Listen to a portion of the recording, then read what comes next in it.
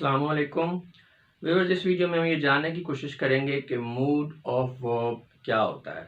तो मूड को ज़रा थोड़ा सा समझें पहले। जो मूड का वर्ड है, मूड के वर्ड को आप स्टाइल कह सकते हैं, मैनर कह कर सकते हैं, मेथड कह सकते हैं, तरीकाकार कह सकते हैं। हमने अक्सर ही आम जो है रोज़मर्रा बोलचाल में सुनते हैं, जी फ़लाँ बंदे का मूड बड़ा ख़राब है, फ़लाँ बंदे का मूड जो है बड़ा अच्छा है, ठीक है, बड़े खुशगवार मूड में। तो ये वही मूड है, वर्ड वही है कि वर्ब जो है क्योंकि उसने एक्शन को एक्सप्रेस करना होता है, तो एक्शन को एक्सप्रेस करने का उसका जो तरीका कार है, जो स्टाइल है, वो डिफरेंट होता है डिफरेंट सिचुएशन के लिहाज से। तो जो डिफरेंट मैनर होता है, डिफरेंट स्टाइल होता है जो वर्ब का, उसे हम क्या कहते हैं? उसे हम मूड कहते हैं, ठीक है। तो मूड ऑफ वर्ब्स, अगर हम इसकी प्रॉपर जो है वर्बल एक्सप्लेनेशन में जाएं, द डिफरेंट मूड्स और manners in which a verb may be used to express an action is called mood. जी। तो जो डिफरेंट मेथड्स हैं, जो डिफरेंट मैनर्स हैं, इन जिनके अंदर जो है या स्टाइल हैं जिनके अंदर वर्ब को इस्तेमाल किया जाता है किसी एक्शन को एक्सप्रेस करने के लिए, ठीक है, तो उसे हम मूड कहते हैं। A verb may be used to express statement of fact, a question, a comment और अ सपोजिशन। जी। तो जो एक्शन एक्सप्रेस कर रहा है, जो आपका वर्ब है, वो बेसिकली चार तरह का हो सकता है। वो स्टेटमेंट ऑफ फैक्ट होगी, सिंपल, ठीक है, कि ये चीज़ ऐसे है। दूसरा ये वो क्वेश्चन हो सकता है, कोई किसी से कोई बात पूछ रहा है।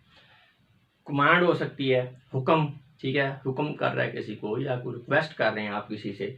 अच्छा, डिस्पोजिशन, एक तो ख्याल आपका मफरूज़ा हो जाता है कि यार ये चीज़ ऐसे हुआ होगा, या इंसान को विश करता है या पछता रहा है कि यार काश ऐसे हो जाता। तो ये सारी चीज़ें डिस्पोजिशन। तो इस तरह चार जो है ना चीज़ें एक्सप्रेस करता है मूड के लिहाज से वर्ब। जी। तो इनको एग्जाम्पल में देखते हैं। I go for a walk daily. हाँ जी, एक बंदा है जी, आप रोजाना वॉक के लिए जाता है, तो एक फैक्ट है, एक हकीकत है कि वो जा रहा है, तो ये स्टेटमेंट ऑफ फैक्ट है। Do you go for a walk? क्या आप जो है सैर के लिए जाते हैं सुबह? तो ये क्या है? ये एक क्वेश्चन है, asking A question. Shut the door, दरवाजे को बंद कर दीजिए, ये एक हुक्म है, कमांड है, अमर है, ठीक है। If I were a doctor I would have treated this patient. अगर मैं डॉक्टर होता तो मैं इस मरीज का इलाज करता, ठीक है ना। तो ये पोजीशन है, काश में होता, मफरूज़ा है, ठीक है। तो इस तरह से ये चार स्टाइल हैं, चार आप मैनर्स कह लें या इनको मोड्स कह लें। वर्ब के डिटेल में हम पढ़ेंगे तो आपको क्लियर हो जाएगा। अगर थोड़ी बहुत अभी आपको कंफ्यूजन है तो परेशान नहीं होना। जी। All these moods and manners mentioned in above examples, यानी ये जो मूड्स हमने एक्सप्रेस किए हैं, in which an action is denoted by the verb are called moods of the verb. वही वाली बात की, जो मूड्स एंड स्टाइल्स हैं, जो मैनर्स हैं जिनको भी एक्सप्रेस किया है, इन्हें वर्ब के हम मूड्स कहते हैं। In English language there are three moods. Basically जो बेसिक, अगर हम ये जो हमारा टॉपिक है मूड, इसको हम कैटेगराइज करें तो तीन इसके कैटेगरीज बनती हैं मेजर, ठीक है, सब डिविजन कह लें। एक इंडिकेटिव मूड, एक कंपैरेटिव मूड और एक सब्जंक्टिव मूड। ये ध्यान में रखना है। तो तीन इसकी बेसिक कैटेगरीज हैं। All these three moods will be taught comprehensively and one by one in their respective lectures next. जी। तो ये हमारा मूड ऑफ वर्ब का जो टॉपिक है, इसको हमने डिवाइड किया है जी चार जो है वीडियोस के अंदर, चार लेक्चर्स के अंदर। ये इसमें इतना ही था, जस्ट बताना था कि मूड होता क्या है, आपको फेमिलियराइज करना था, इंट्रोडक्शन करना था। फिर जो हमारा इंडिकेटिव मूड के ऊपर एक वीडियो है, कंपैरेटिव मूड के अंदर है और एक सब्जंक्टिव मूड के अंदर है। अब ये सेपरेट इसलिए कर दिया है कि बाद बंदों को पता होता है, उसने किसी एक चीज़ के बारे में पूछना है, यानी उसको सब्जंक्टिव मूड की कन्फ्यूजन है या उसको इंडिकेटिव मूड जो है वो थोड़ा तंग कर रहा है, नहीं समझ आ रही, तो वो फिर सारी वीडियो उसको ना देखनी पड़े, एक स्पेसिफिक पार्ट में जाएगा, उसकी टाइम सेविंग हो जाएगी। बाकी जो लोग पूरे टॉपिक को करना चाह रहे हैं या जो कंप्लीट इंग्लिश कोर्स कर रहे हैं, उनको भी फैसिलिटेट किया गया। इन तमाम पार्ट्स को इकट्ठा करके एक वीडियो की शक्ल में कंप्लीट इंग्लिश कोर्स की जो प्लेलिस्ट है उसमें आपको मिल जाएगी।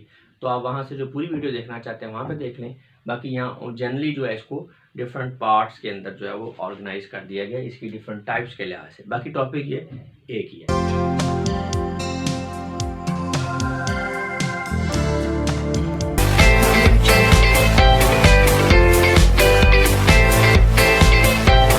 इसके अंदर हम ये जानने की कोशिश करेंगे कि इंडिकेटिव मूड क्या होते हैं।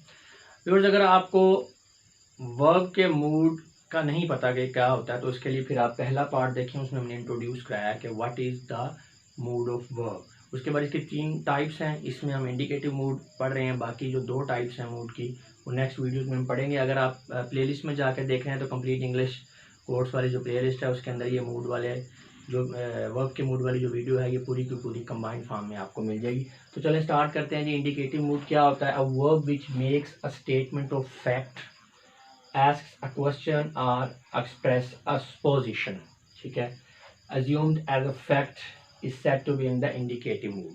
देखें जी, आपका जो वर्ब है अगर तो वो किसी स्टेटमेंट ऑफ फैक्ट को, यानी किसी भी स्टेटमेंट को है जो कि हकीकत है, ठीक है, उसको बयान कर रहा है, या किसी क्वेश्चन को इस्तेमाल करने के लिए इस्तेमाल हो रहा है, या किसी मफरूज़े को, तख़य्युल को, ख्याल को बयान कर रहा है, सपोज कर रहे हैं आप किसी चीज़ को।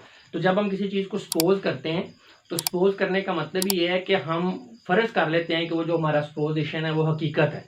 वो तो बाद में जब हम एक्सपेरिमेंट करेंगे या बात करेंगे तो पता चलेगा ना कि हमारा सपोजिशन गलत था। जब हम अज्यूम करते हैं तो हम ये फ़र्ज़ कर लेते हैं, तसव्वुर कर लेते हैं कि यार आप फ़र्ज़ कर लें कि ऐसा हो रहा है। तो सपोजिशन का मतलब यह है कि अज्यूम्ड एज अ फैक्ट। तो स्टेटमेंट ऑफ फैक्ट जो है वो एक्सप्रेस हो रही है, आपका क्वेश्चन एक्सप्रेस हो रहा है या सपोजिशन एक्सप्रेस हो रहा है किसी वर्ब से, तो हम कहेंगे कि ये वर्ब आपका है, ये इंडिकेटिव मूड में है। In most of the sentences, verbs is usually expressed in the indicative mood. This is because mostly the statements are used to express a statement or question. Mostly the sentence, sorry. जी, तो ज़्यादातर हमारे जो verbs हैं most of the time वो indicative mood में होते हैं। क्यों? क्योंकि जो sentences होते हैं उनमें mostly हम या तो किसी statement को बयान कर रहे होते हैं या किसी question को जो है वो पूछ रहे होते हैं। तो ज़्यादातर आप कह लें कि 80% आप कह लें कि verbs जो आपके हैं, बल्कि ज़्यादा, वो आपके इंडिकेटिव मूड में होते हैं। क्योंकि सेंटेंस का मकसद ये होता है हम किसी चीज़ को नरेट कर रहे हैं, बयान कर रहे हैं, या कुछ पूछ रहे हैं, कुछ बता रहे हैं, तो इसलिए ज़्यादातर वर्ब्स आपके जो हैं वो इंडिकेटिव मूड में हो गए। एग्जांपल्स देख लेते हैं। I go for a walk daily, मैं रोज़ाना सड़क जो है सैर के लिए जाता हूँ। अब ये एक स्टेटमेंट ऑफ फैक्ट है, हकीकत है, आप जाते हैं, बयान कर रहे हैं, बता रहे हैं, तो ये स्टेटमेंट ऑफ फैक्ट है। वो स्लीप अर्ली, हम जल्दी सो जाते हैं। Ali is ill, she has gone, I love my cat, Naveed is died. ये सारे जो सेंटेंसेस आप देख लें, इसमें जो भी हैं वो हकीकत है, बयान किया जा रहा है, या जो आपका राइटर है वो आपको बता रहा है कि मैं ये काम करता हूँ, ये हकीकत है, मैं अपनी बिल्ली से प्यार करता हूँ, आई लव माई कैट, तो स्टेटमेंट ऑफ फैक्ट है। ये नवीद मार चुका है, ये स्टेटमेंट ऑफ फैक्ट है। इसी तरह do you want more sugar, क्या आपको मजीद चीनी चाहिए, तो ये क्या, ये क्वेश्चन है, ये आप सवाल कर रहे हैं। इज शी कमिंग, क्या वो आ रही है, ठीक है। Have you found your bike, क्या आपको अपनी बाइक मिल गई है, तो ये सारे क्वेश्चन हैं, ठीक है। तो इसके अंदर भी ये जो वर्ब यूज हुए हैं ये आपके इंडिकेटिव मूड में। All the above words written in red colour are verbs in the indicative mood, यानी ये जो जिनको रेड किया हुआ है इन सेंटेंसेस में सारे इंडिकेटिव मूड है आपको बताने के लिए। अच्छा जी, तो यहाँ पे स्टेटमेंट ऑफ फैक्ट था, क्वेश्चन था, और तीसरी चीज क्या थी, सपोजिशन था। तो स्टेटमेंट ऑफ फैक्ट और क्वेश्चन आपको यहाँ पे दिखा दिए सेंटेंसेस के अंदर। आप जरा हम सपोजिशन वाली बात को भी देख लेते हैं। The indicative mood is also used to express a supposition which is assumed as a fact at least for the time being। जी, वही वाली बात जो आपको मैं पहले बता चुका हूँ कि जब हम किसी चीज़ को अज्यूम करते हैं तो हम उसको यही समझते हैं कि जनाब ये हकीकत है, ठीक है। बेशक आप टाइम बीइंग, यानी जिस वक्त आप बात कर रहे हैं वक्ती तौर पे ही आप इसको हकीकत तस्लीम कर रहे हैं, बाद में चाहे वो हकीकत ना निकले, एटलीस्ट जो टाइम बीइंग है ना, जिस वक्त आप बात कर रहे हैं उस वक्त हम उसे सपोज कर लेते हैं कि ये बात सच्ची है, हकीकत है। जैसे हम अक्सर बातचीत के दौरान कहते हैं यार फ़र्ज़ करें ये काम हुआ है, बेशक ना भी हुआ हो, आपने सपोज कर लिया, तो सपोजिशन जो है उसमें। तो या आप विश कर रहे होते हैं कोई कि काश यार अगर ऐसा होता तो मैं ये कर लेता। अब होगा या नहीं होगा वो तो बात की है ना, लेकिन जब आप कह रहे हैं कि अगर ये ऐसे होता काश, तो आप अज्यूम कर रहे हैं कि ऐसे हो गया। अभी ये सेंटेंस देखेंगे तो समझ आ जाएगी। If I am to be a doctor it shall never make me a cruel, अगर मैं डॉक्टर होता तो ये मुझे जो है ना, ये चीज़ मुझे जालिम ना बनाती। अब डॉक्टर वो है या नहीं है, या वो बेशक हकीकत में नहीं है, लेकिन जब आप कह रहे हैं ना if I am to be a doctor, अगर मैं डॉक्टर होता, तो इसका मतलब यह है कि assuming as the fact that I will be a doctor, तो आप अज्यूम कर रहे हैं कि आप डॉक्टर हैं या डॉक्टर होंगे, ठीक है। इसी तरह आगे देखें, if it rain we shall go to play, अगर रेन होती है तो हम बाहर जो है वो खेलने के लिए जाएंगे। तो अब रेन हो या ना हो ये तो बात की बात है। फॉर द टाइम बीइंग आप क्या कर रहे हैं, अज्यूम कर रहे हैं, assuming as a fact that the rain will happen, कि बारिश होगी। If he is a culprit he must be convicted, अगर वो गुनाहगार है, मुजरिम है, तो उसे सजा मिलनी चाहिए। अब वो मुजरम है या नहीं है ये तो ट्रायल के बाद पता चलेगा ना। लेकिन जब आप if he is the culprit, अगर वो मुजरम है, आप उसको सपोज कर रहे हैं, तो इसका मतलब है he is the assuming is the fact that he is the culprit.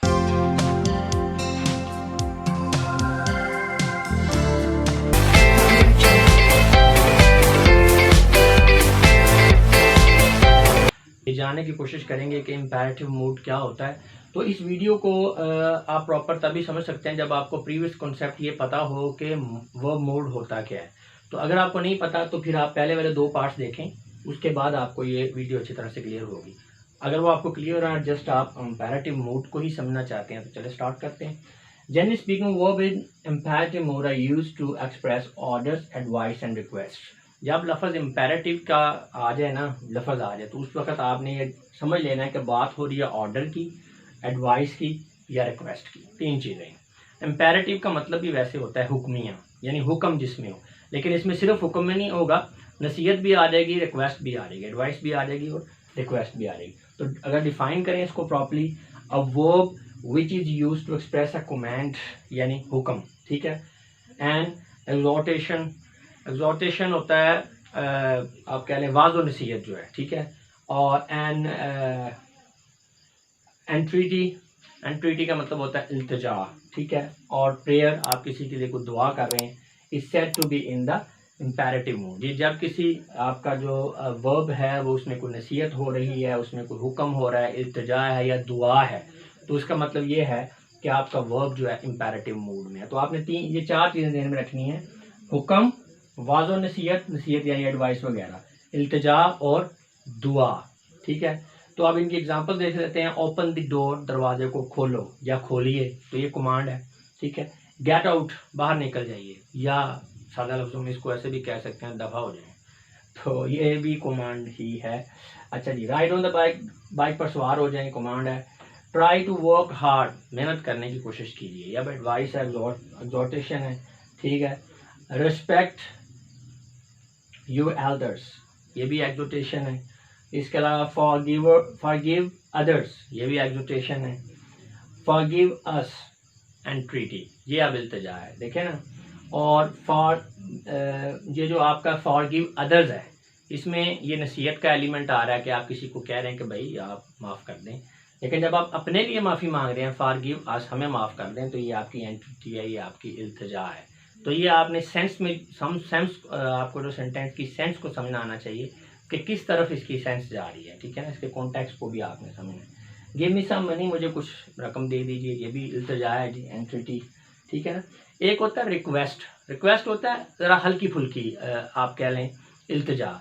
एक होती है बड़ी बहुत ज़्यादा पुरजोर इल्तिजा, तो उसके लिए फिर एंटिटी का वर्ड जो यूज़ होता है। आप कह लें कि रिक्वेस्ट की थोड़ी सी एक्सट्रीम फॉर्म है एंटिटी। इसी तरह एडवाइस है, ये आम जनरल आप किसी को, तो आगे सो एग्जोटेशन जो है, ये इसकी ज़्यादा एक्सट्रीम फॉर्म जिसे कहते हैं। एक होता है नसीहत, एक होता है वाज़ो नसीहत। तो नसीहत में एडवाइस आ गया, और वाज़ो नसीहत की अगर बात करें तो एग्जोटेशन आ गया। तो बात वही है, बस ये है कि उसमें थोड़ी सी ज़्यादा इंटेंसिटी आ जाती है एग्जोटेशन में, एंटिटी में। लीव द प्रिजनर, जी प्रिजनर को आप माफ़ कर दें, ठीक है ना। अब तो इसमें ये आगे आपकी इल्तिजा होगी, ठीक है। हैव ब्लेसिंग अपॉन अस, हमारे पर जो है रहमतें हों। अब ये दुआ है, ये दुआ है, प्रेयर, तो प्रेयर भी आ जाती है। तो मेरा ख्याल है अब नसीहत यानी एडवाइस और एग्जोटेशन का आपको पता चल जाना चाहिए कि दोनों का मतलब ही नसीहत क्या है। एडवाइस जरा हल्की फुल्की नसीहत, और एग्जोटेशन जो है बड़ी पुरजोर नसीहत जो होती है। इसी तरह जो आपकी रिक्वेस्ट और एंटिटी, उनका भी डिफरेंस यही है। तो नेक्स्ट है जी, all the verbs above written in red colour are said to be in the imperative mood. जी ये जितने भी वर्ब आपके रेड कलर में नजर आ रहे हैं, स्टार्ट में ही हैं सारे, तो ये आपके इम्पेरेटिव मूड के अंदर हैं। हाँ जी, अब बड़े 3 इंपॉर्टेंट नोट्स हैं इस टॉपिक के हवाले से, इनको जरा ज़हन नशीन कर लें। पहली बात, the subject you of verb in the imperative mood is usually omitted. हाँ जी, इन सेंटेंसेस की खास बात यह है कि इसमें सब्जेक्ट नहीं होता, ठीक है। सब्जेक्ट यहाँ देख लें, बात वर्ब से शुरू हो रही है, सब्जेक्ट है ही नहीं, क्योंकि सब्जेक्ट अंडरस्टूड है कि आप किसी सेकंड पर्सन से बात कर रहे हैं, यानी सेकंड पर्सन वो होता है जिससे बात की जाए, द पर्सन स्पोकन टू। तो आप जारी बात है, आप कह रहे हैं दरवाज़ा बंद करो, तो किसी दूसरे को ही कह रहे हैं ना। मोटरसाइकिल पर सवार हो जाएं, मेहरबानी फरमा के मुझे ये फ़लाँ चीज़ पकड़ा दें। तो आप जिससे बात कर रहे हैं वो सेकंड पर्सन ही है, the person spoken to you है, वो अंडरस्टूड है। तो यू फिर हम यहाँ पे नहीं लिखेंगे, ठीक है? यू होता ही नहीं, यानी क्योंकि एक चीज़ पता है आपको कि आप पर्सन स्पोकन टू ही है वो, तो फिर हम यहाँ पे इम्पेरेटिव मूड में जो सेंटेंसेस होते हैं उनके साथ यू नहीं होता, तो यू ओमिटेड होगा, ये बात ध्यान में रखनी है। The imperative mode is always used in the second person because the person which is commanded must be person spoken to। ये बात मैंने भी आपको बता दी है कि पर्सन सेकंड होगा लेकिन उसको मेंशन नहीं करना आपने। सेकंड पर्सन यानी यू है, यू को ही आप एक्सप्रेस कर रहे हैं क्योंकि आप पर्सन स्पोकन टू है जिससे आप बात कर रहे हैं, लेकिन यहाँ पे लिखना नहीं है। लेकिन आपको पता होना चाहिए कि वो इसमें जो पर्सन है वो सेकंड पर्सन यूज हो रहा है। अच्छा जी, for first and third person the imperative mood is expressed by the use of auxiliary verb let. जी, तो ये जो है आपका फर्स्ट पर्सन और थर्ड पर्सन जो है ये भी आपको यूज़ करना पड़ जाता है, लेकिन जब ये यूज़ करना है तो फिर आप इसके साथ जो है ऑक्सिलरी वर्ब लेट यूज़ करेंगे, ठीक है? जैसे लेट मी प्ले, मुझे खेलने दें, ठीक है? अब आप अपने रिक्वेस्ट कर रहे हैं, ठीक है? तो यहाँ पे ये लेट आ गया, लेट अस प्ले। ये फर्स्ट पर्सन सिंगुलर था, ये फर्स्ट पर्सन प्लूरल है, let us play. Let him play, उसे खेलने दें, ये थर्ड पर्सन सिंगुलर है। Let them play, third person plural आ गया।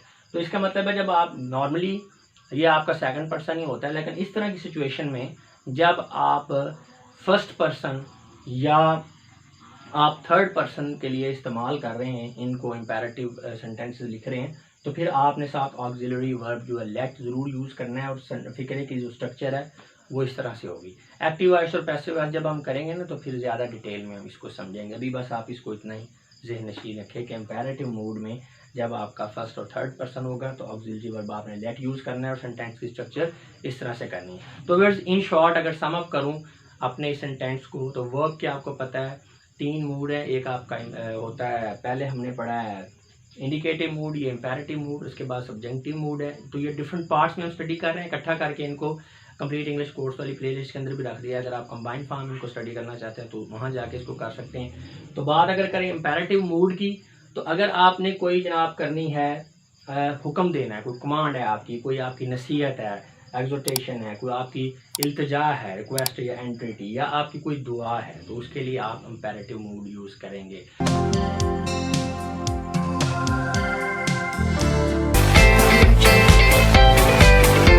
टॉपिक के पहली वीडियो में हमने जस्ट इंट्रोड्यूस किया था कि जो वर्ब है इसका मूड क्या होता है, वर्ब मूड क्या होता क्या है। दूसरा जो पार्ट था उसमें हमने पढ़ा था इंडिकेटिव मूड, ठीक है, वर्ब का, और फिर इम्पेरेटिव मूड, और अभी चल रहा है सब्जेक्टिव मूड। तो 3 मूड्स हैं।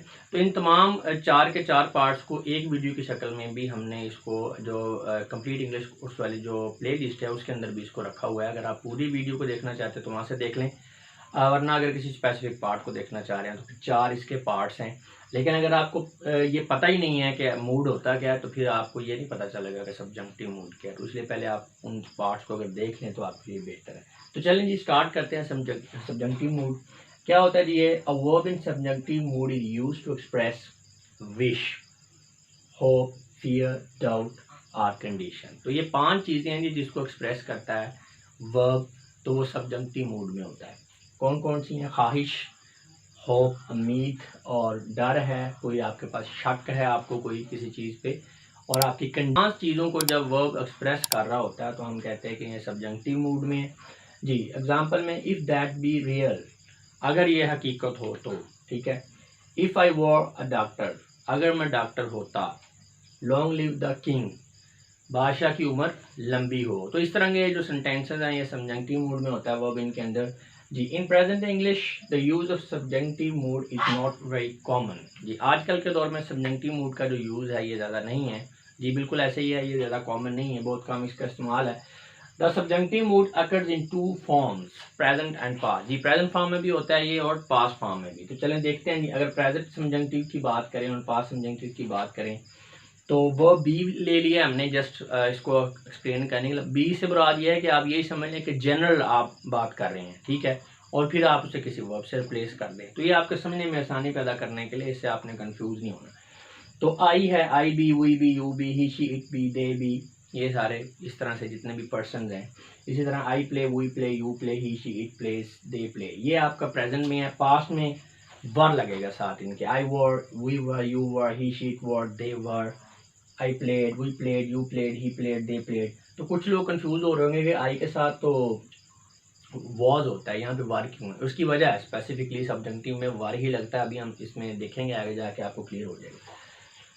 The verb in subjunctive mode is used in present forms in following condition. जी, अब हम इनको देखेंगे कि ये कौन कौन सी ऐसी कंडीशंस हैं जिनमें ये यूज होते हैं। तो पहले हम बात करेंगे प्रेजेंट फॉर्म की। तो प्रेजेंट फॉर्म में जो है ये यूज किस तरह से होते हैं, फॉलोइंग कंडीशन में यूज होते हैं सब्जेक्टिव मोड्स। तो कैसे जी, सबसे पहली बात है टू एक्सप्रेस अ विश और होप, ठीक है, इन सम ट्रेडिशनल फ्रेजेस। आम जो आपके रवायती जो फिक्रे होते हैं, फ्रेजेस होते हैं, उनमें किसी विश को या होप को आपने जब एक्सप्रेस करना होता है तो प्रेजेंट टेंस में, तो फिर ये आपके यूज होते हैं प्रेजेंट सब्जेक्टिव। जैसे कि लॉन्ग लिव द किंग, बादशाह की उम्र लंबी हो, गॉड ब्लेस यू, अल्लाह पाक आप पे रहमत फरमाएं। तो इन तरह के सेंटेंसेस के अंदर ये जो आपके यूज हो रहे हैं वो भी ये सब्जेक्टिव मूड के अंदर हैं। टू एक्सप्रेस अ डिज़ायर, हाँ जी, किसी आपकी जो ख्वाहिश है बड़ी शदीद किस्म की, ज़रूरत है, इंटेंशन किसी इरादे को, रेजोल्यूशन पक्का जो है आपका मुसम्मम जिसे कहते हैं इरादा, ठीक है, उसे कहते हैं। By a verb on which a noun clause, ठीक, तो on which a noun clause is dependent. जी, तो ये बेसिकली ऐसे सेंटेंस में यूज़ होते हैं कि जहाँ पे एक कोई डिज़ायर हो, कोई आपका इंटेंशन हो। इंटेंशन और रेजोल्यूशन में फ़र्क ये है कि इंटेंशन का मतलब होता है आपने एक जनरल सेंस में इरादा किया, रेजोल्यूशन का मतलब है कि आप मर जाएंगे चाहे आपने अपने इरादा जो किया है उससे आपने पूरा करना ही करना है, ठीक है ना, स्ट्रॉन्ग रिकमेंडेशन के मीनिंग में आ जाता है। तो हाँ जी, तो ये आपके जनाब डिज़ायर में, इंटेंशन में, आपकी रेजोल्यूशन को एक्सप्रेस करने के लिए प्रेजेंट फॉर्म में ये यूज़ होता है। और होता है ये इस तरह से है कि ऐसे सेंटेंसेस में होता है जिसमें दैट क्लॉज जो डिपेंडेंट होती है। अब क्लॉज क्या होती है, फ्रेज क्या होता है, डिपेंडेंट क्लॉज क्या है, इंडिपेंडेंट क्लॉज क्या है, ये आपको पता चलेगा इनकी रेलेवेंट वीडियोस के अंदर। लिंक नीचे डिस्क्रिप्शन में दे दिया है, अगर आपको नहीं पता तो वहाँ से देखें, क्योंकि अभी उनको उस डिटेल में नहीं हम जा सकते, उधर जाएंगे तो टॉपिक से हट जाएंगे। जी, तो it is requested by the villagers that a road be build to reach the city. जी, ये जो देहाती हैं उनकी रिक्वेस्ट है कि जो सड़क है वो बनानी चाहिए ताकि शहर तक पहुंचा जा सके। अब यहाँ पे दैट क्लॉज ये है, ये दैट आ गया, दैट के आगे वाला जो सेंटेंस का हिस्सा ये दैट क्लॉज है। डिपेंडेंट से मुराद ये है कि ये पीछे वाला, दैट से पीछे वाला जो सेंटेंस का हिस्सा है अपने मैसेज को क्लियर करने के लिए उस पर डिपेंडेंट है। अगर वो पीछे वाला सेंटेंस हम ख़त्म कर दें तो ये आगे वाले का कोई मफहूम बाकी नहीं रहता। तो ये जो आपका इस तरह के सेंटेंसेस हैं जिसमें दैट क्लॉज डिपेंडेंट है और आपने उसमें डिज़ायर को, किसी इंटेंशन को, किसी रेजोल्यूशन को शो करना है, दैट क्लॉज में नहीं, दैट क्लॉज से दूसरे वाले हिस्से में। यानी एक सेंटेंस है उसमें दैट क्लॉज भी है, ठीक है, और वो डिपेंडेंट है। अब वो जो दैट क्लॉज है उसके अलावा बाकी किसी सेंटेंस के अंदर आपने डिज़ायर को, इंटेंशन को या रेजोल्यूशन को शो करना है तो फिर आप उसमें प्रेजेंट सब्जेक्टिव यूज़ कर रहे हैं। जी, नेक्स्ट है, you suggest that mister Ali be appointed captain of the team.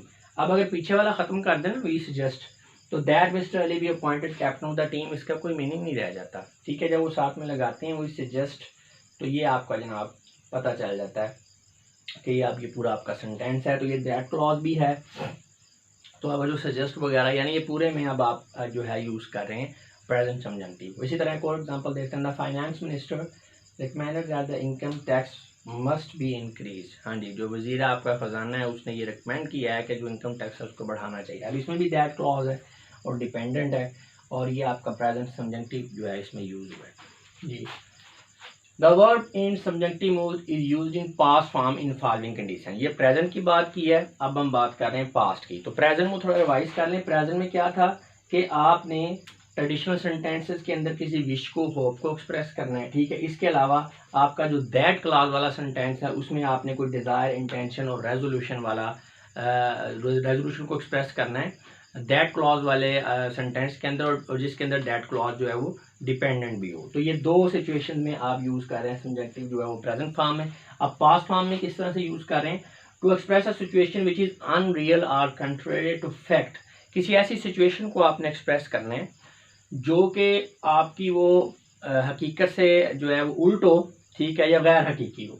Such a situation is usually expressed using a past subjunctive after the verb wish. जी, तो ये जब सिचुएशन इस तरह की है जिसमें हकीकत के बरक्स कोई चीज़ निकल आई है, यानी कहा कुछ जाता है निकलता कुछ है, ये टोटली एक अनरियल एक गैर हकीकी चीज़ है। तो ऐसी चीज़ को जब आपने एक्सप्रेस करना है तो उसके लिए आप पास्ट सबजंक्टिव यूज़ करेंगे, लेकिन उसमें आपने एक चीज़ करनी है कि पास्ट सबजंक्टिव को आप वर्ब विश के साथ यूज़ करेंगे। ठीक है, वर्ब विश होगा और पास्ट सबजंक्टिव आप यूज़ करेंगे। तो इसमें आप देखते हैं एग्जाम्पल तो आपको क्लियर होगा। I wish I were a doctor. ठीक है, मेरी ख्वाहिश है काश के मैं डॉक्टर होता। अच्छा, अब इसमें इसका मतलब क्या है, नज़र आ रहा है। वो जब काश कह रहा है साथ, उसका मतलब वो नहीं है। अगर वो है तो फिर तो वो एक स्टेटमेंट ऑफ फैक्ट बन जाए ना, वो है। अब वो कह रहा है I wish I were a doctor, काश के मैं डॉक्टर होता, इसका मतलब वो नहीं है। ठीक है, वो अनरियल एक सिचुएशन है। I regret I am not a doctor, ये एक्सप्लेन किया जा रहा है कि इसका मतलब ये बन रहा है कि मुझे पछतावा है, बड़ा दुख है कि मैं डॉक्टर नहीं बन सका।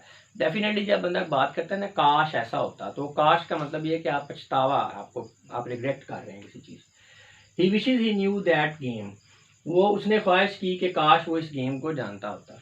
ठीक है, he sorry that he doesn't know that game, इसका मतलब यही है ना कि वो अफसोस कर रहा है कि यार वो इस गेम को जानता नहीं। अच्छा, ये जो मैंने कहा है ना कि पास्ट फॉर्म्स, इसमें आपने पास्ट टेंस से कंफ्यूज नहीं करना। अब ये जो वो बात कर रहा है ही wishes he knew that game, अब वो बात तो प्रेजेंट में कर रहा है, लेकिन आपने सबजंक्टिव की फॉर्म जो है वो पास्ट यूज करनी है। जैसे ये ही विचेज ही न्यू, ही नो नहीं, अगर ये प्रेजेंट तो ही विचेज ही नोज। ठीक है, नोज आना था। ही न्यू है, इसका मतलब है ये विश है आपके पछतावे वाली, रिग्रेट वाली किसी विश को, काश के मीनिंग में आ रहा है। यानी बंदा बात प्रेजेंट में ही कर रहा है। ठीक है, लेकिन फॉर्म आपने यहाँ पे किसकी कौन सी यूज करनी है, सबजंक्टिव की। सबजंक्टिव की आपने पास फॉर्म यूज करनी है। ठीक है ना, आपने टेंस को पास नहीं समझ लेना। लेकिन जब रिग्रेट होता है ना, मतलब कोई काश में ऐसा होता, तो फिर ये इसमें वर आएगा, वर को रखना, या सेकंड फॉर्म इसकी जो है वो टेंस की यूज होगी। यानी आपने पास फॉर्म जो है सबजंक्टिव की यूज करनी है। बार बार प्रैक्टिस करेंगे आप, इसको स्टडी करेंगे, रीड करेंगे, तो फिर आपको समझ आ जाएगी। जो नए लोग हैं, हो सकता है इस लेक्चर को एक ही दफ़ा सुनने से या इस बोर्ड के जो नोट्स हैं इसको एक ही दफ़ा पढ़ने से आपको क्लियर ना हो, तो परेशान नहीं होना। जब आप इसको रिवाइज करेंगे 2-3 मरतबा तो ये क्लियर हो जाएगा आपको। अच्छा जी, और प्रैक्टिस से आपको पता है इम्प्रूव होती हैं चीज़ें। आपको पहली दफ़ा आप किसी चीज़ को स्टडी करते हैं नहीं समझ आती, जब दोबारा पढ़ते हैं तो उसी की फ़ौरन आपको समझ आ जाती है। तो इसलिए अगर एक चीज़ की समझ ना हो तो आए तो स्टक ना हो जाया करें, चलते रहा करें, बाद में जब आप रिवाइज करेंगे तो क्लियर हो जाएगा जी। टू एक्सप्रेस इम्प्रोबेबिलिटी और अनरियलिटी इन द प्रेजेंट। हाँ जी, आपके प्रेजेंट जो है आपका टेंस है, प्रेजेंट सिचुएशन है, उसके अंदर गैर यकीनी या गैर हकीकी कैफियत है। इम्प्रोबेबिलिटी का मतलब है गैर यकीनी हालत, यानी पता नहीं चल रहा कि कोई चीज़ सही है या गलत है, गैर यकीनी हालत है, या किसी चीज़ के बारे में आपको कन्फर्म नहीं है कि ये काम हो जाएगा या नहीं होगा, तो ये इम्प्रोबेबल सिचुएशन होती है। This is done through putting a subjunctive after if. जी, जैसे हमने वहाँ पे कहा था ना कि विश का वर्ड यूज होगा, काश वाला जो सेंटेंस होगा विश। अब जिसमें इम्प्रोबेबिलिटी है या अनरियलिटी है, वहाँ पे जो है इफ होगा यूज, इफ के बाद आपका सबजंक्टिव यूज होगा। जैसा कि if they left now they would reach in time, अगर वो अभी निकल पड़े, अभी वो जो है वो यहाँ से चल पड़े, तो वो वक्त पर पहुंच जाएंगे। अब देखें ना, ये बात मौजूदा दौर की हो रही है, प्रेजेंट की, लेकिन यहाँ पे फॉर्म लीव नहीं है, लेफ्ट है। ये इसलिए कि ये उसको कंडीशन को, यानी इम्प्रोबेबल सिचुएशन है, तो इसलिए फिर यहाँ पे लेफ्ट है। If they left now they would reach in time, इसका मतलब क्या है, इसका मतलब यह है कि अगर वो अभी निकलते हैं तो वो टाइम पे पहुंच जाएंगे। लेकिन ये बात तब की जा रही है, सिचुएशन ये है कि वो बंदे निकल नहीं रहे, वो खड़े हुए हैं। जैसे कुछ लोग खड़े हैं तो आप बड़े तशवीश की हालत में कि यार अगर ये बंदे आप चल पड़े ना तो ये पहुंच जाएंगे। ठीक है, तो जब इस तरह हम बात करते हैं तो इसमें फिर ये होगा इफ़ दे लेफ्ट नो। ठीक है ना, हम ये नहीं कहेंगे इफ़ दे लीव नो, ये गलत हो जाएगा। इसी तरह कहीं पे लिखा हो तो आपने कंफ्यूज नहीं होना कि लेफ्ट है तो ये पास्ट की बात हो रही है। ठीक है, ये प्रेजेंट की ही बात हो रही है, लेकिन ये इम्प्रॉबेबल सिचुएशन है। ठीक है जी, इफ आई वर, अच्छा वो लिखा भी हुआ, मैंने एक्सप्लेन भी किया हुआ आगे। If they left now they would reach in time but they cannot नॉट लीव नो। इसी तरह if I were you I would have done this, अगर मैं आपकी जगह होता तो मैंने ये काम कर गुजरना था। अब ये बंदा पास ही खड़ा हुआ है, प्रेजेंट ही बात है। जैसे अभी मेरे पास है कोई बंदा, ठीक है, तो वो मुझे कह रहा है कि सर अगर आपकी जगह मैं आता तो मैंने तो ये 2 मिनट में लेक्चर डिलीवर कर देना था। तो अब बात तो पास की नहीं हो रहा, मौजूदा की बात हो रही है। तो लेकिन यहाँ पे वर लग गया। ठीक है, वर, क्योंकि ये बेसिकली इम्प्रॉबेबल सिचुएशन है। ठीक है ना, तो if I were you I would have done this, अगर आपकी जगह मैं होता तो मैंने ये कर गुजरना था, but I am not you and never can be, लेकिन मैं आप नहीं हूँ, ना मैं आपकी जगह पे हो सकता हूँ। ठीक है। To indicate improbability or in unreality by using a subjunctive after the words as if and as though। जी, यानी ये सिचुएशन जो पास सबजेक्टिव है ना, इसने सिचुएशन आपकी अनरियल और जो इम्प्रॉबेबल सिचुएशन होती है, जो गैर यकीनी हालत है, एक्सप्रेस इसने उसको ही करना है। एक कंडीशन में ये है कि वो सिर्फ इफ के बाद ये आ रहा है, एक में ये होगा कि एज इफ और एज दो, ये भी ये आपको जस्ट आपको एक स्ट्रक्चर्स बता रहे हैं। ठीक है ना। इफ के बाद भी सब पास्ट सबजेक्टिव जो यूज होगा तो वो किस लिए यूज होगा, वो इम्प्रॉबेबल सिचुएशन को। इसी तरह एज दो और एज इफ के बाद भी पास्ट सबजेक्टिव है तो वो इम्प्रॉबेबल सिचुएशन के लिए यूज हो रहा है। जैसे कि she orders me about as if I were her servant, वो मुझ पर इस तरह हुक्म चलाती है जैसे कि मैं उसका नौकर हूँ। तो इसका मतलब क्या है, इसका मतलब ये है कि मैं एक्चुअल में बंदा नौकर नहीं है। वो बात कह रहा है कि हुक्म तो वो मुझ पर ऐसे चलाती है जैसे मैं उसका मुलाजिम हूँ। हम बात करते हुए अक्सर कहते नहीं। तो ये बेसिकली इसका मतलब क्या है कि बट आई एम नॉट, मैं हूँ नहीं एक्चुअल में, लेकिन उसने यही समझा हुआ कि मैं नौकर हूँ और मुझे हुक्म चला रही है। ही ड्राइव्स एज दो ही वर एन एक्सपर्ट। अब जिस बंदे को ये नहीं पता वो इस सेंटेंस को जो है वो कंफ्यूज कर सकता है। वो समझ सकता है कि यहाँ पे ये चीज़ शो की जा रही है कि जो गाड़ी चलाने वाला बंदा ना बड़ा माहिर है, लेकिन एक्चुअल में इस सेंटेंस की सेंस को अगर आप समझें, आप वर्ब के मूड्स को समझें, ठीक है, तो वो यही है कि जनाब वो बंदा एक्सपर्ट नहीं है। ही ड्राइव्स एज दो ही वर एन एक्सपर्ट, वो इस तरह से गाड़ी चलाता है जैसे कि वो बड़ा माहिर हो।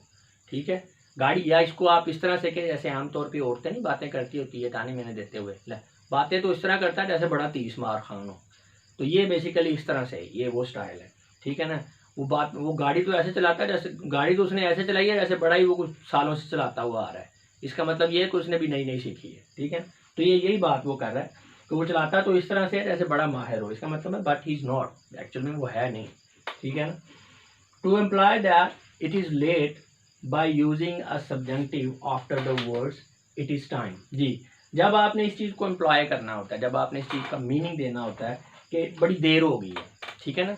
जैसे मतलब कोई सिचुएशन है उसमें आप ये एक छुपा हुआ मफहूम देना चाह रहे हैं कि यार बड़ी लेट हो गई है, तो उसके लिए आप सबजंक्टिव यूज़ करते हैं, लेकिन साथ में फिर आप वर्ड्स यूज़ करेंगे कौन से, इट इज़ टाइम। जैसे कि it is time you started. अब देखिए ना, जिस बंदे को ग्रामर का नहीं पता या वर्ब के मूड्स का नहीं पता, वो टोटली इसको गलत जो है ट्रांसलेट कर लेगा। वो ये समझ लेगा ये वक्त है आपके स्टार्ट करने का। ठीक है, या मतलब जो भी। तो इसमें एक्चुअल में जो बन रहा है वो ये है, it is time you started. ये नेगेटिव सेंस में बेसिकली बात हो रही है। यहाँ बंदा जो है ये समझ लें कि वो बड़े गुस्से से किसी को कह रहा है कि यार ये कोई टाइम है स्टार्ट करने का। ठीक है, ये वक्त है किसी चीज़ को। जैसे मतलब कोई बंदा लेट आ जाता है तो आप उसे कहते हैं यार ये वक्त है आपके आने का। ठीक है। तो अब अगर इसके मूड को हम नहीं समझेंगे, अगर ये लिखा हुआ है किसी जगह पे लिखा हुआ है ये वक्त है आपके आने का, तो एक बंदा जो है ये समझ सकता है कि बताया जा रहा है, स्टेटमेंट ऑफ फैक्ट है कि आपके आने का ये वक्त है। हालांकि कहने वाला जो है वो इम्प्लाइड मीनिंग उसके ये नहीं है। ठीक है। वो गुस्से से कह रहा है यार ये वक्त है आपके आने का। हम बात करते हैं ना यार ये वक्त है आपके आने का, तो ये बेसिकली मूड है। अब यहाँ पे इस मूड को it is time you started. अच्छा, इसमें ये नेगेटिव सेंस आ रही है कि इसका मतलब ये है कि ये लेट हो गया है, आपने देर से कोई काम शुरू किया और आप कह रहे हैं यार ये कोई टाइम है आपके स्टार्ट करने का। ठीक है, यार ये आपके स्टार्ट करने का टाइम है, ये आपके शुरू करने का टाइम है। इसका मतलब ये है कि आपको कुछ 10 मिनट 5 मिनट 20 मिनट पहले शुरू करना चाहिए था, लेकिन आप अब कर रहे हैं। ठीक है। तो इससे ये इम्प्लाई का जो लफ्ज़ होता है ना, इम्प्लाई का मतलब ये होता है कि छुपा हुआ मफहूम, मतलब लफ्ज़ों से ज़ाहिर नहीं हो रहा। ठीक है, लेकिन लहजे से ज़ाहिर होगा। ठीक है। या वो कहते हैं ना ज़ूमानी बात करना, लफ्ज़ और है लेकिन मतलब आप और दे रहे हैं, तो उसमें भी आप कहते हैं इम्प्लाइंग। ठीक है। तो ये इम्प्लाई का जो लफ्ज़ है ना, यानी जो आप मफहूम it is time you started, जो मफहूम आप देना चाह रहे हैं वो लफ्ज़ों से ज़ाहिर नहीं हो रहा, वो मूड से पता चल रहा है आपको। सही है ना। तो to express preference by using a subjunctive after the words would rather. जी, तो जब आपने किसी तरजीह को, प्रेफरेंस को मेंशन करना है तो उसके लिए भी आप जो है ये सब्जेक्टिव यूज़ कर सकते हैं और करते हैं, लेकिन उसके लिए आप वर्ड यूज़ करेंगे वुड रेदर। आपने अक्सर सुना होगा फिल्मों वगैरह में, आई वुड रेदर डाई। ठीक है ना। मैं तो प्रेफर करूँगा कि मैं मर जाऊँ फलां काम करने से ज़्यादा, तो ये वही वुड रैदर है, वो वाला ही जी। तो I would rather you played the match, हाँ जी, I would rather you played the match, इसका मतलब ये है कि I should prefer you to play the match instead of sleep. Sleep तो मैंने लिख दिया ना एक्सप्लेन करने के लिए, यानी कोई भी वो काम बंदा कर रहा है, सोया हुआ है या कोई भी कर रहा है, तो उसे स्पीकर ये कह रहा है कि यार बेहतर तो ये था कि तुम मैच खेलते सोने के बजाय, या कोई भी और काम कर रहे हो। तो सपोज करें कि वो बंदा सो रहा है और स्पीकर कह रहा है I would rather you played the match, ठीक है ना, I should prefer you to play the match instead of sleep. मेरे ख्याल में आपको सोने के बजाय जो है ना वो मैच खेलना चाहिए। अच्छा, इसी तरह she would rather they received her on airport, हाँ जी, तो इसका भी यही है कि वो प्रिफर करती है कि उसे जो है ना एयरपोर्ट पे जो है रिसीव किया जाए, ठीक है, लेकिन जो करने वाले हैं रिसीव, उनका इरादा कहीं और का है, वो चाह रहे हैं कि जब घर रहा है तो वहीं पे बाहर निकल के उसको रिसीव कर लिया जाएगा और एयरपोर्ट से वो टैक्सी पे आ जाए। लेकिन सारी बात है, जो बंदा बाहर से आता है उसको चाहो तो होता है ना कि यार बंदे आगे से फूल लेके खड़े हों उसको रिसीव करने के लिए, तो वही सिचुएशन को कह रही है चलें ठीक है, चली तो मैं जाऊँगी, लेकिन मेरा दिल तो यही था कि मैं आई थी तो मुझे यहाँ से आके एयरपोर्ट से रिसीव किया जाता। तो वो इस सिचुएशन को फिर इस तरह से एक्सप्रेस करेगी, she would rather they received her on airport, यानी कोई थर्ड बंदा बता रहा है कि उसकी बड़ी ख्वाहिश थी यार, लेकिन बेचारी को ना किया नहीं, वो बेचारी को टैक्सी पे जाना पड़ा, कोई थर्ड पर्सन उसका हाल बता रहा है, तो वो ये कह रहा है she would rather they received her on airport, यानी कि वो चाहती तो यही थी कि एयरपोर्ट से उसको रिसीव किया जाए, लेकिन उसको किया कहीं और पे गया। तो ये मैंने एक्सप्लेन भी किया है, she prefers that they should receive her on airport instead of at door step जी। तो व्यूअर्स, ये हमारा मूड वाला टॉपिक जो है ना ख़त्म हो गया। मैं आपको आखिर में सिर्फ ये बात समझाना चाह रहा हूँ मूड के हवाले से कि मूड बेसिकली ये है कि ये एक ऐसा, आप जैसे बंदे का मूड होता है ना, इसी तरह वर्ब का भी मूड है, यानी लफ्ज़ों से मफहूम आपको कुछ और लग रहा होगा, लेकिन अगर आपको मूड का पता है ना तो फिर आप उसका मफहूम समझेंगे कि एक्चुअल में मैसेज कन्वे क्या करना चाह रहा है लिखने वाला या बोलने वाला, सही है ना। जैसे तुम, जैसे फर्ज करके मैं कहता हूँ आप स्कूल नहीं गए, ठीक है ना, मैं आपसे कहता हूँ आप स्कूल नहीं गए, अब मैंने इस तरह से कहा है आप स्कूल नहीं गए, तो ये मैं एक स्टेटमेंट दे रहा हूँ, ये स्टेटमेंट एक फैक्ट है, स्टेटमेंट ऑफ फैक्ट है कि ये मतलब बंदा स्कूल पे नहीं गया, तो मैं उसे कह रहा हूँ आप स्कूल नहीं गए। लेकिन अगर इसी बात को मैं इस तरह से कहता हूँ आप स्कूल नहीं गए, ये मैंने कहा ना, अब लिखने में तो ये वही है आप स्कूल नहीं गए, लेकिन एक्चुअल में मफहूम अब डिफरेंट हो गया है। बेसिकली अब मैं हैरान, इसमें एक जो है वो एक हैरानी का एलिमेंट आ गया है, एक गैर यकीनी कैफियत आ गई है, या तंबीह का एलिमेंट भी आ गया है, गुस्से का एलिमेंट भी आ गया है। देखें ना, आप स्कूल नहीं गए, लिखने में वो स्टेटमेंट वही है, लेकिन मैंने मूड चेंज किया है, ठीक है, तो वो जो है आपका सारा मफहूम चेंज हो गया। बेसिकली ये मूड नहीं है जो बोलने में, आपको एग्जांपल दे रहा हूँ, जस्ट मैं आपको बताने के लिए बता रहा हूँ। ये स्पोकन इंग्लिश में ये चीज़ आती है कि वो लहजे को आप चेंज करते हैं, पिच को ऊपर नीचे करते हैं, तो मफहूम चेंज, जस्ट आपको समझाने के लिए बता रहा हूँ कि जिस तरह हम बोलने में, ठीक है, अपनी आवाज़ को, टोन को ऊपर नीचे करते हैं, तो लफ्ज़ सेम होने के बावजूद जो है वो चेंज होता है मफहूम। इसी तरह लिखने में जो चीज़ है वो कुछ और होती है।